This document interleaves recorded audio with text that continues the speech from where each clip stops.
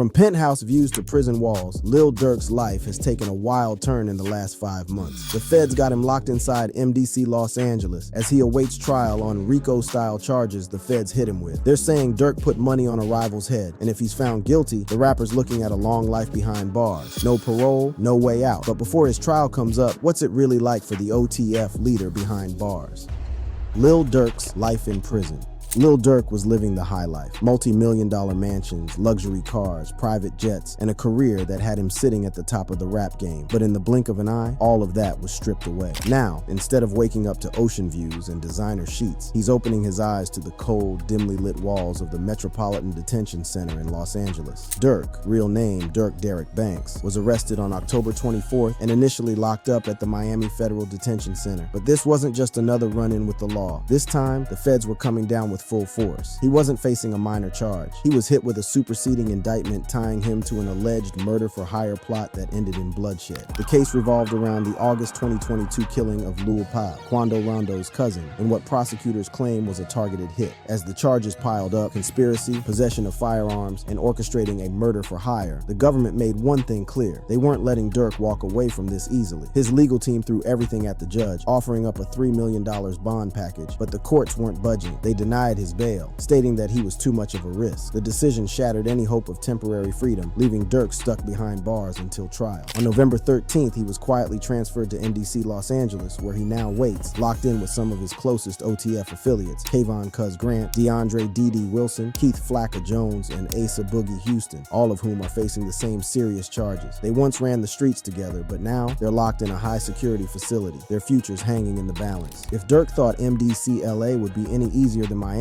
he was mistaken. MDC isn't your typical prison. It doesn't have iron bars or the eerie, dungeon-like look of an old-school penitentiary, but don't be fooled by the modern design. Inside, it's every man for himself. The facility, built in 1988, was designed to hold pretrial detainees, meaning it houses criminals awaiting trial rather than those serving long-term sentences. But with overcrowding and staffing shortages, the prison has become a dangerous battleground. Unlike state prisons, where inmates are segregated by security levels, MDC LA is a mixed bag. You've got drug lords, violent offenders, high-profile criminals, and gang leaders all under one roof. And when you put that many powerful men in one confined space, it's a recipe for chaos. Violence is a daily occurrence. There's no telling when a fight might break out, when tempers might explode, or when a simple argument could turn into a full-blown riot. There's no such thing as celebrity status behind those walls. Lil Durk might be one of the biggest rappers in the world, but to some of these inmates, he's just another target. Adding to the danger is the presence of smuggled contraband. Multiple guards at MDC have been indicted for sneaking in drugs, weapons, and cell phones for the right price. Corrupt officers are turning a blind eye, allowing criminal networks inside the prison to thrive. For someone like Durk, who's already got a target on his back due to his rap career and gang affiliations, one wrong move could put him in the crosshairs. The prison itself is in rough shape. Inmates have described the facility as neglected, with broken equipment, deteriorating living conditions, and endless delays for repairs. Even basic necessities can take months to be addressed, making everyday life frustrating and unpredictable. Being locked up with his OTF affiliates might seem like an advantage, but in the world of the feds, loyalty is never guaranteed. Pressure makes people crack, and when the stakes are this high, even the closest bonds can be tested. Durk and his crew aren't just sitting around playing cards, they're fighting for their lives. The feds have built a strong case, and as trial approaches, the tension is only growing. The possibility of informants, plea deals, and betrayals looms over every conversation. Nobody wants to be the one left holding the bag, and when federal charges come into play, the sentence reductions for snitching can be tempting. It's also unclear how much direct communication Durk has with his co-defendants. In federal lockup, separation tactics are common, keeping co-conspirators apart to prevent them from coordinating stories or influencing testimonies. If the feds suspect any attempts at witness tampering, things could get even worse for Durk. On top of all that, Durk has already caught the attention of prison officials for breaking the rules. According to court filings, he's been caught making unauthorized three-way calls, something explicitly forbidden by MDC regulations. Prosecutors jumped on this, using it as evidence that he can't even follow jailhouse rules. So how could he be trusted to follow the law if released? It was just another nail in the coffin for his bail request. Beyond the physical threats, there's the mental battle. Sitting in a cell, cut off from the outside world, forced to wait while your fate is decided, that does something to a person. Durk, who has built his entire career on survival and resilience, now finds himself in the ultimate test. The prison offers basic mental health services, but for someone like Durk, those resources are limited. Inmates can access crisis intervention and therapy, but group sessions and one-on-one meetings are rare. Most of the time, inmates are left to deal with their thoughts alone. The isolation, the uncertainty, the constant feeling of being watched. It's a psychological warfare that can break even the strongest mind. Durk's only real escape comes in the form of recreational activity. MDC LA offers basketball, indoor games like ping pong and pool, and even educational programs for inmates looking to earn their GED. But in a place where violence can pop off at any second, relaxation isn't always an option. Even stepping onto the basketball court requires watching your back. Despite everything, Durk is keeping his head up, or at least that's what he wants the outside world to believe. A leaked prison phone call from November 15th had him sounding optimistic, telling a friend that he was maintaining high spirits and staying focused on getting back to his family. Just got off the phone with my brother at Lil Durk. He in good spirits, staying positive and fighting to get back home to his kids and family, the Instagram caption read. We not glorifying negativity, we're more than just street guys. We're men of honor and code. But how much of that is real and how much is just a front? No matter how strong you are, prison changes you. The uncertainty of a looming trial, the pressure of a life-altering sentence, the paranoia of wondering who might flip, it all adds up. Durk might be playing it cool on the phone, but behind closed doors, he's facing a war unlike anything he's ever seen before, and the severity of the rapper's case might soon make his jail stay permanent.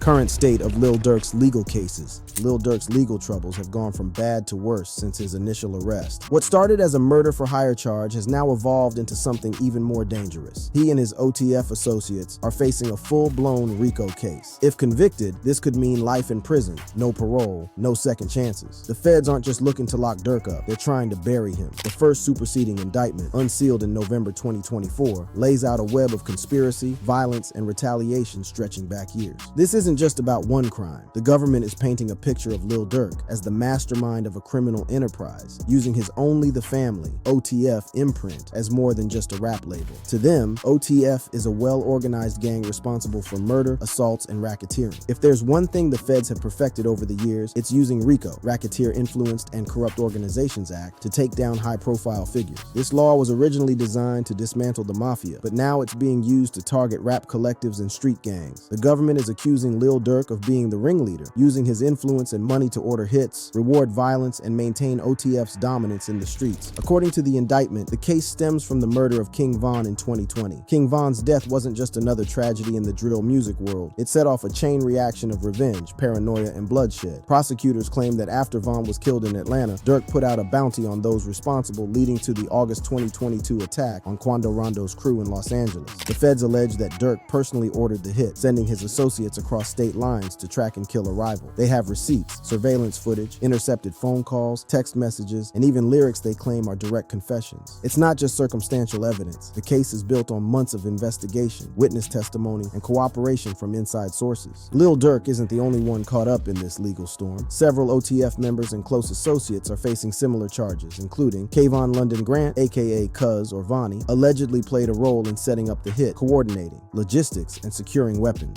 DeAndre Dontrell Wilson, aka Didi, accused of traveling with the crew to Los Angeles for the attack. Keith Jones, aka Flacca, allegedly involved in the actual shooting, pulling the trigger alongside other gunmen. David Brian Lindsay, aka Brown Eyes, another key figure in the operation, suspected of helping with planning. Asa Houston, aka Boogie, said to have driven the getaway car and helped dispose of evidence. The indictment lists over 25 overt acts, each one a calculated step in what the government claims was an orchestrated murder plot. From buying plane tickets with OTF credit cards to securing automatic weapons and coordinating movements through encrypted messages. Every move was allegedly premeditated. And here's where it gets even worse. The feds aren't just looking to lock these men up for life. They're also pursuing criminal forfeiture, which means that if convicted, Durk and his co-defendants could lose their assets, homes, cars, jewelry, even money made from music connected to these crimes. The feds don't just rely on witness statements anymore. They have technology, and they use it well. The FBI reportedly intercepted multiple phone calls between Durk and his crew, many of which were coded conversations that prosecutors say point to a murder-for-hire scheme. One of the biggest pieces of evidence, a conversation where Durk allegedly referenced green-lighting a target and later rapped about the killing in one of his songs. The government argues that his lyrics are direct admissions of guilt, something we've seen before in cases like YNW Melly's and Young Thug's RICO trial. Beyond phone taps, the feds used surveillance footage tracking the movement of Durk's crew before and after the shooting, financial records showing payments made before and after the hit, testimony from confidential informants, which raises the possibility possibility that someone inside OTF may have flipped. Initially, many fingers were pointed in the direction of an OTF member named Jam as the informant. A longtime OTF member, Jam had spent over a decade in prison on an attempted murder charge, earning him a reputation as a loyal street soldier. But when he was released in 2022, the whispers started. Claims that he had secretly turned informant, wearing a wire for federal agents and feeding them intel on OTF's activities. And this wasn't just speculation. Sources allege that Jam provided direct evidence linking Durk to a murder-for-hire plot targeting rapper Rondo. According to Chicago rapper King Yella, Jam even implicated Durk in the murder of Lil Pab, Rondo's cousin, a hit supposedly carried out in retaliation for King Von's death. A video featuring DJ Academics and Chicago-based reporter Trench's News added even more fuel to the fire. In the clip, Trench's News detailed a key moment that may have triggered Jam's cooperation with the feds. Jam's baby mama had allegedly reached out to Durk, asking for help with legal fees, but when Durk brushed her off, Jam took it as a sign of disrespect.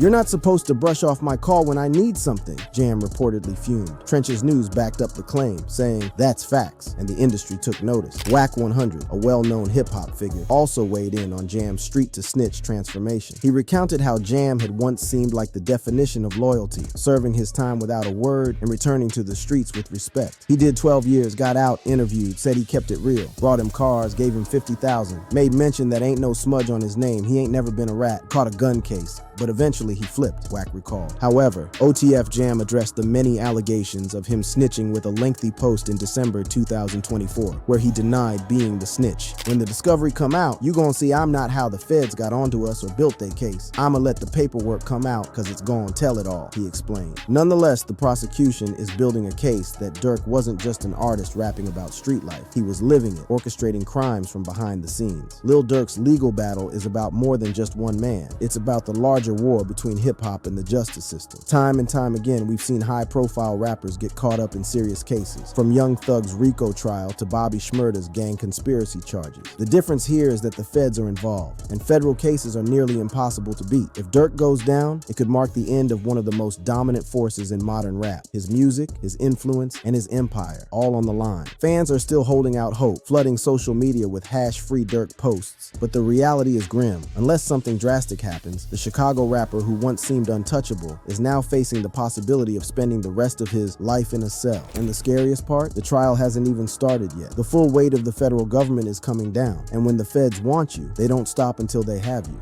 What does the future hold for Lil Durk?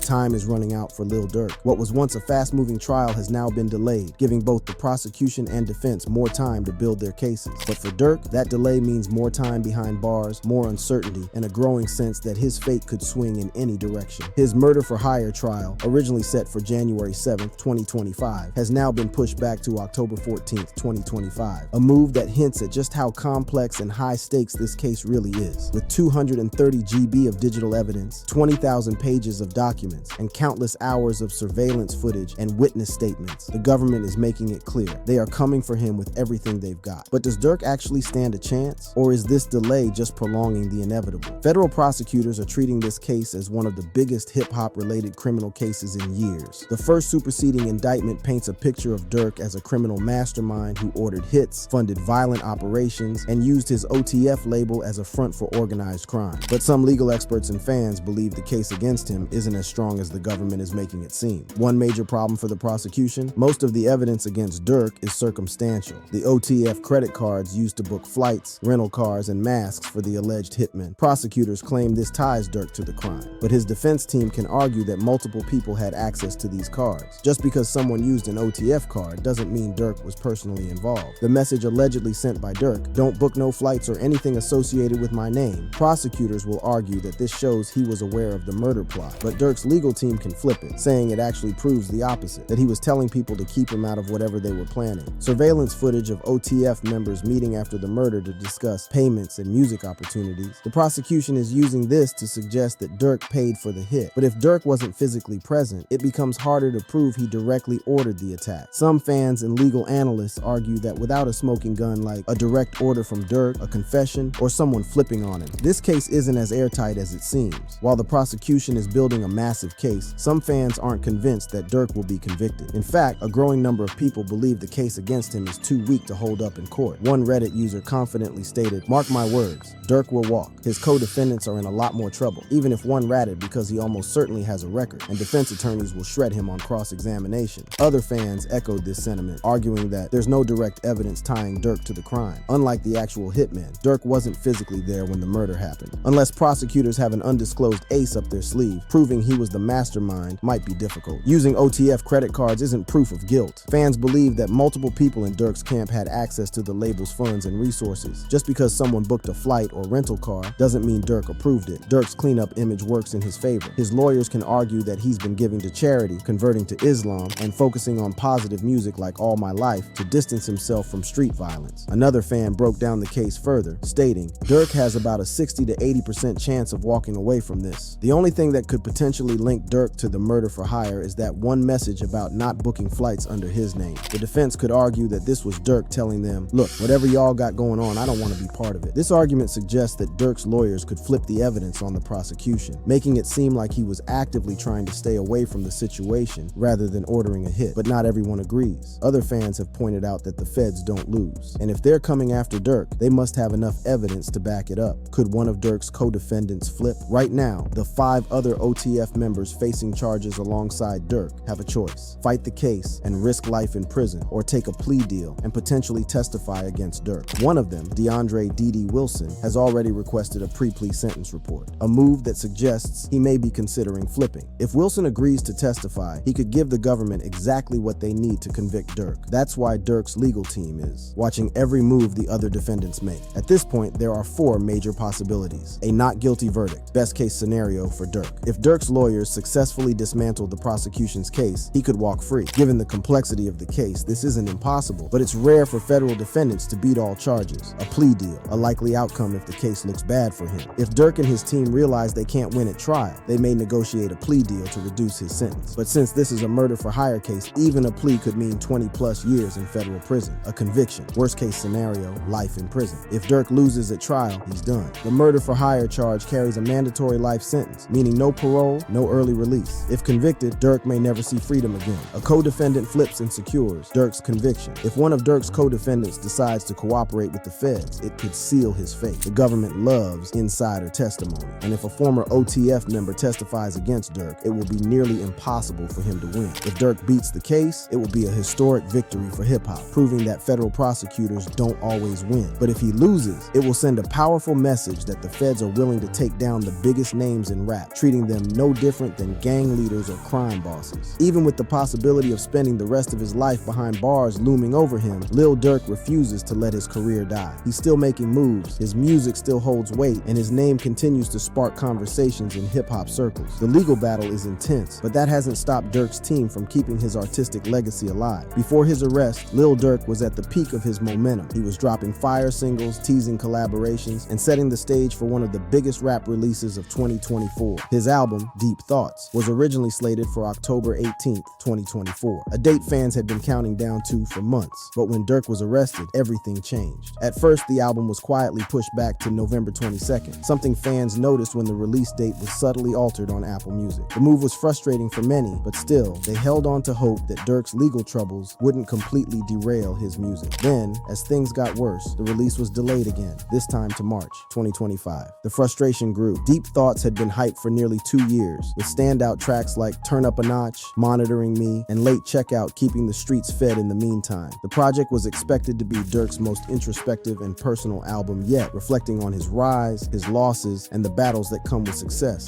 Adding fuel to the fire, a fake track list leaked on October 1st, setting social media ablaze. Unexpected names like Kai Cenat, Morgan Wallen, and Sabrina Carpenter were listed as features, leading to heated debates over whether Durk was selling out and abandoning his traditional drill sound. Fortunately, Durk himself shut down the rumors, confirming that the leaked track list was false. But the real one? Still a mystery. One song that fans are desperately hoping makes the cut is Discontinuing Walk Hard, a collaboration with Drake that has been teased by DJ Academics and Aiden Ross. Academics even played a preview of what seemed to be the music video, only for fans to later speculate that Drake had been removed from the track. But after it was revealed that the leaked track list was fake, hope for the Drake feature was restored. Now, with Durk sitting in jail and Deep Thoughts on pause, fans are left wondering, will he get the chance to release it at all? Despite the chaos surrounding his case, Durk isn't going through it alone. His family has been by his side every step of the way, showing up to court, making public statements, and letting the world know that no matter what happens, they've got his back. One of the most visible supporters is his longtime girlfriend, India Royale. India was spotted outside the courthouse following his arrest, a moment that quickly spread across social media. Photos of her standing firm, waiting for updates, sparked a wave of reactions. Some fans praised her for sticking by Durk during his toughest moment, calling it a testament to their love. Others, however, downplayed it, saying that this level of loyalty should be expected from a committed partner. Why are we acting like this is something special? Every couple should act like this, one user on X, formerly Twitter, wrote. Others, however, weren't so sure how long her support would last. Let's see if she will stick to him during this hard time. Their relationship, which dates back to 2017, has seen plenty of ups and downs, including a brief breakup in 2022, but through it all, India has remained a crucial part of Durk's life, and her presence in court suggests that she's standing by him once again. For more content like this, click on the videos showing on your screen now.